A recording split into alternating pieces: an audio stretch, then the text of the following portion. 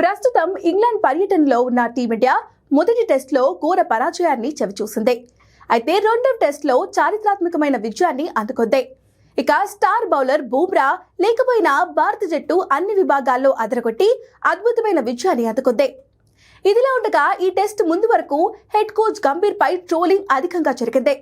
ఎందుకంటే సీనియర్లు రిటైర్ అవ్వటానికి గంభీర్ కారణమని సోషల్ మీడియాలో పెద్ద ఎత్తున ట్రోల్ చేశారు. దాంతోపాటు టెస్టుల్లో ఆడిన అన్ని మ్యాచ్ల్లోనూ ఒక్క విజయం కూడా నమోదు చేయకపోవడం ట్రోలింగ్ కు బలాన్ని చేకూర్చింది.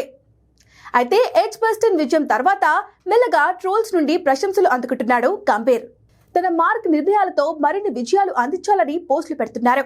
తాజాగా కపిల్ శర్మ షోలో పాల్గొన్న గంభీర్ పలు విషయాలను పంచుకున్నాడు. అదేవిధంగా కొన్ని ప్రశ్నలకు తన స్టైల్లో సమాధానాలిచ్చాడు. మీ ప్లేయర్లో ఎవరు ఎక్కువగా డిమాండ్ చేస్తారు అంటూ కపిల్ శర్మ ప్రశ్నించాడు. దానికి గంభీర్ సమాధానమిస్తూ హార్దిక్ పాండ్యా, అతను కొత్త అల్లుడిలా యాటిట్యూడ్ చూపిస్తాడు, డిమాండింగ్ కూడా ఎక్కువగా ఉంటుంది, అతన్ని కొత్త అల్లుడిలాగానే పుచ్చగించాలి, లేకపోతే అలుగుతాడు, అస్సలు మాటలు వినడు అంటూ చెప్పుకొచ్చాడు.